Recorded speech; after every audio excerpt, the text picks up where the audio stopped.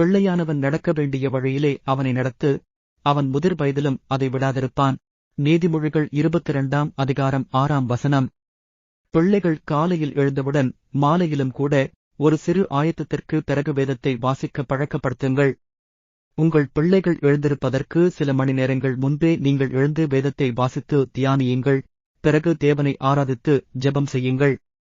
இவற்றை உங்கள் பிள்ளைகளுக்கு சிறிது சிறிதாக பழக்கப்படுத்துங்கள். உங்கள் பிள்ளை வேதத்தை வாசிக்கும் போது அருகில் அமர்ந்து சிறிது சத்தமாக வாசிக்க சொல்லி அவற்றில் உள்ள தவறுகளை திருத்துங்கள். பிள்ளைக்கு புரியும்படி வசனங்களை வசன தியானத்தைப் போல, அதாவது வசனங்களின் அர்த்தங்களையும் பிள்ளை என்ன செய்ய வேண்டும் என்பதையும் சொல்லிக் கொடுங்கள். குறிப்பாக வசனங்களை மனப்பாடம் செய்ய கற்றுக் கொடுங்கள்.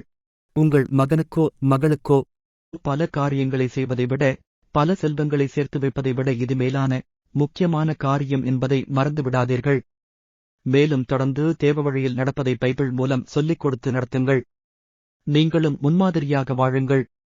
ஒவ்வொரு நாளும் அவர்கள் என்ன செய்யக்கூடாது, என்ன செய்ய வேண்டும் என்று அவர்கள் வாழ்க்கையை கவனித்து அன்பாக வேதத்தின் அடிப்படையில் சொல்லிக் கொடுத்து நடத்துங்கள்.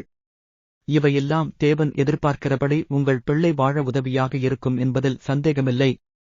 பிள்ளைகளுக்கு சொல்லிக் கொடுப்பதை குறித்து தேவன் வேதத்தில் பல இடங்களில் சொல்லியுள்ளார். ஆபிரகாமை குறித்து தேவன் ஆதியாகமம் 18ஆம் அதிகாரம் 19ஆம் வசனத்தில் இப்படி கூறுகிறார்: கர்த்தர் ஆபிரகாமுக்குச் சொன்னதை நிறைவேற்றும்படியாய் அவன் தன் பிள்ளைகளுக்கும் தனக்குப் பின்வரும் தன் வீட்டாருக்கும் நீங்கள் நீதியையும் நியாயத்தையும் செய்து கர்த்தருடைய வழியைக் காத்து நடவுங்கள் என்று கட்டளையிடுவான் என்பதை அறிந்திருக்கிறேன் என்றார். மேலும் இஸ்ரவேல் ஜனங்களிடம் ஆண்டவர் பிள்ளைகளுக்கு சொல்லிக் கொடுக்க சொல்வதை நாம் பார்க்கிறோம். அவர் யாக்கோபிலே சாட்சியை ஏற்படுத்தி இஸ்ரவேலிலே வேதத்தை ஸ்தாபித்து அவைகளைத் தங்கள் பிள்ளைகளுக்கு அறிவிக்கும்படி நம்முடைய பிதாக்களுக்கு கட்டளையிட்டார். இனி பிறக்கும் பிள்ளைகளாகிய பின் சந்ததியார் அதை அறிந்து கொண்டு அவர்கள் எழும்பித் தங்கள் பிள்ளைகளுக்கு அவைகளைச் சொல்லும்படிக்கும், தேவன் மேல் அவர்கள் தங்கள் நம்பிக்கையை வைத்து தேவனுடைய செயல்களை மறவாமல் அவர் கற்பனைகளைக் கைக்கொள்ளும்படிக்கும், இருதயத்தைச் செவ்விப்படுத்தாமலும் தேவனை உறுதியாய்ப் பற்றிக் கொள்ளாமலும் இருந்த முரட்டாட்டமும் கலகமுமுள்ள சந்ததியாகிய தங்கள் பிதாக்களுக்கு அவர்கள் ஒப்பாகாதபடிக்கும் இவைகளைக் கட்டளையிட்டார். இதை நாம் சங்கீதம் 78:5-8 வரை உள்ள வசனங்களில் வாசிக்கிறோம். உண்மையாகவே பாருங்கள், வேத வசனங்களுக்கு இணையாக நாம் எதையும் கொண்டு வர முடியாது.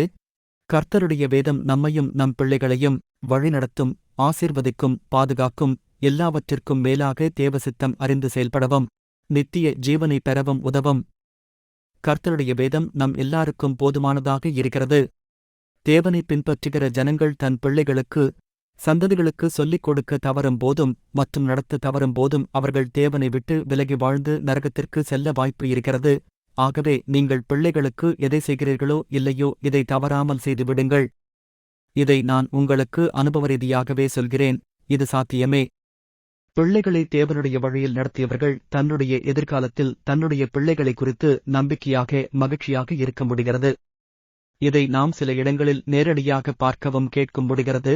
ஆனால் இதில் தவறிய பல பெற்றோர்கள் பரிதவிப்பதை நாம் கேட்கவும் பார்க்கவும் வேதனையாக இருக்கிறது.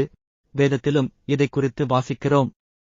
மேலும் உங்கள் பிள்ளைகள் முன்பு நீங்கள் எப்படி நடந்து கொள்கிறீர்கள் என்பதும் மிக மிக முக்கியமானது. நீங்கள் உங்கள் பிள்ளைகள் முன்பு மட்டும் அல்ல, எல்லா நேரங்களிலும் உங்கள் பேச்சிலும் நடக்கையிலும் சிந்தையிலும் கவனமாக இருங்கள் மற்றும் நீங்கள் கர்த்தருடைய வேதத்தின்படி நடக்கும்போது பாக்கியவான்களாய் இருப்பீர்கள். இவைகளின் மூலம் பிள்ளைகளை தேவனிடம் ஏற்கும் ஆவிக்குரிய வல்லமையுடையவர்களாய் இருப்பீர்கள். ஒருவேளை இதுவரை நீங்கள், அதாவது பிள்ளைகளுக்கு சொல்லிக் கொடுப்பதும் நாம் முன்மாதிரியாக நடப்பதும் ஆகிய இவைகளை போதிய அளவில் நான் சொல்லும் வார்த்தையை கவனியுங்கள் போதுமான அளவில் செய்யாமல் இருந்தால் இப்பொழுது இருந்தே செய்ய ஆரம்பித்து விடுங்கள். ஜெபத்தோடும் விசுவாசத்தோடும் பொறுமையாக நிதானமாக செய்யுங்கள். சாத்தான் இதை தடை செய்ய முயற்சிக்கலாம். குறிப்பாக பிள்ளைக்கு விருப்பமின்மையையும் உங்களுக்கு கோபத்தையும் கொடுக்கலாம். பிள்ளைகள் பழக்கப்படாமல் இருந்தாலும் கொஞ்ச நாட்கள் விருப்பமில்லாமல் இருக்கலாம். இவற்றை பிள்ளைகளிடத்தில் நிதானமாக கையாளுங்கள். நீங்கள் எப்பொழுதும் கர்த்தரை துதித்து ஜெபித்துக் கொண்டே இருங்கள், அதாவது தேவ பிரசன்னத்திலேயே இருங்கள். கோபம், விரக்தி, அவநம்பிக்கை, கவலை, உலகத்தால் நிறைந்திருந்து தேவ காரியங்களை செய்யாமல் விடுவது, இவை எல்லாம் பிசாசின் ஆயுதங்கள். அவற்றுக்கு இடம் கொடாதிருங்கள். தவறுகிற நிலைமைகள் இருக்குமானால் ஜெபத்தோடு தொடர்ந்து முயற்சி செய்து மாற்றுங்கள். பிள்ளைகள் வர மறுத்தால் ஜெபத்தோடு தொடர்ந்து முயற்சி எடுத்து மாற்றுங்கள். அவர்களிடம் நீங்கள் சொல்லிவிட்டு செல்வது அல்ல, அவர்கள் அருகிலிருந்து வாசிக்கவும் ஜெபிக்கவும் பழக்கப்படுத்துங்கள். வராத அல்லது ஒத்துழைப்பு கொடாத பிள்ளையாக இருந்தாலும் பொறுமையாக, நிதானமாக, அன்பாக முயற்சி செய்து வெற்றி பெறுங்கள். உடனடியாக மாற்றங்களை, ரிசல்ட்டை, திரும்பவும் சொல்கிறேன், உடனடியாக மாற்றங்களை, அதாவது ரிசல்ட்டை எதிர்பார்க்காதீர்கள். பல நாட்கள், மாதங்கள், வருடங்கள் உங்கள் பிள்ளைகளை வேதத்தை வாசிக்க, வசனங்களை மனப்பாடம் செய்ய, ஜெபிக்க உதவுங்கள். மேலும் ஒரு சிறப்பான காரியம், தலைப்புகளின் கீழ் வசனங்களை மனப்பாடம் செய்ய கற்றுக் கொடுங்கள். உதாரணமாக கர்த்தருக்கு பயப்படுகிற பயம், கர்த்தருடைய வழி, ஞானம், பாவம், ரட்சிப்பு, ஆத்தும ஆதாயம். இப்பொழுது உதாரணமாக கர்த்தருக்கு பயப்படுதல் என்ற தலைப்பை எடுத்துக்கொள்வோம். இதில் 3 வசனங்களை மட்டும் எடுத்துக்காட்டாக சொல்கிறேன். 1. நீதிமொழிகள் 15:33 கர்த்தருக்கு பயப்படுதல் ஞானத்தைப் போதிக்கும், மேன்மைக்கு முன்னானது தாழ்மை. 2. நீதிமொழிகள் 8:13 தீமையை வெறுப்பதே கர்த்தருக்கு பயப்படும் பயம், பெருமையையும் அகந்தையையும் தீயவழியையும் புரட்டுவாயையும் நான் வெறுக்கிறேன். 3. லேவியராகமம் 19:32 நரைத்தவனுக்கு முன்பாக எழுந்து, முதிர்வயதுள்ளவன் முகத்தைக் கனம் பண்ணி, உன் தேவனுக்குப் பயப்படுவாயாக, நான் கர்த்தர். இருப்பிடத்தோடு மனப்பாடம் செய்வதிலும் உதவி செய்யுங்கள். முதலாவது நீங்கள் வசனத்தை சொல்ல, பிறகு அவர்கள் அந்த வசனத்தை சொல்லச் சொல்லுங்கள். இப்படி பலமுறை செய்யுங்கள். இது சீக்கிரம் மனப்பாடம் செய்ய உதவும். பெரிய வசனங்களை பிரித்து மனப்பாடம் செய்யலாம். நிறைய பேருக்கு இம்முறை எளிதாக இருக்கலாம். என் பிள்ளைகளுக்கு நான் பெரும்பாலும் இம்முறையையே பயன்படுத்துகிறேன். இதன் பிறகு உங்களிடம் சொல்லுங்கள். மறக்காமல் இருக்க அவைகளை தினமும் அல்லது ஒரு நாள் விட்டு ஒரு நாள் பிள்ளைகளிடம் சொல்லச் சொல்லி கேளுங்கள். மேலும் உங்கள் ஒவ்வொரு பிள்ளைகளுக்காக கருத்தாக தினமும் ஜெபியுங்கள். முக்கியமாக ஆவியிலேயும் மணிக்கணக்காக ஜெபியுங்கள். ஆவியிலே, அதாவது அந்நிய பாஷையிலே ஜெபிக்கும்போது பரிசுத்த ஆவியானவர் நமக்காக பரிந்து பேசுகிறார், விண்ணப்பம் செய்கிறார். முன்மாதிரியான வாழ்க்கையையும் விட்டுவிடாதீர்கள். நீங்கள் பொய் சொன்னால் அவர்களும் பொய் சொல்லுகிறவர்களாக காணப்பட வாய்ப்பு அதிகம். நீங்கள் பண ஆசை உடையவர்களாக இருந்தால் அவர்களும் பெரும்பாலும் பண ஆசை உடையவர்களாக இருப்பார்கள். கோபம், சண்டை, வீண்பேச்சு போன்ற எல்லா மாம்ச சுபாவத்தையும் விட்டுவிடுங்கள். உங்கள் பிள்ளைகள் நீங்கள் பொய் சொல்வதைக் கூட பார்க்கக்கூடாது. மற்றும் உங்கள் பிள்ளைகளையும் கோபப்படுத்தாமல் விசுவாசத்தோடு பொறுமையாக, ஞானமாக, அன்பாக கர்த்தருடைய வழியில் பைபிள் படி நடத்துங்கள்.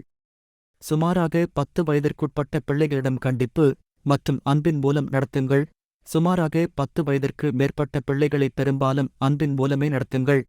மேலும் நீங்கள் இவ்வாறு கற்றுக் கொடுக்கும் போது சூழ்நிலை நிமித்தமாக சில நாட்கள் கற்றுக் கொடுக்க தவறிவிட்டால் அப்படியே விட்டு விடாதீர்கள். பிறகும் முயற்சி எடுத்து தொடர்ந்து செய்ய ஆரம்பியுங்கள். தொடர்ந்து செய்யுங்கள். பல நாட்கள், மாதங்கள், வருடங்கள் தொடர்ந்து செய்யுங்கள். குடும்ப ஜெபமும் தினமும் செய்யுங்கள். கர்த்தர் உங்களையும் உங்கள் பிள்ளைகளையும் ஆசீர்வதிப்பாராக. ஆமென்.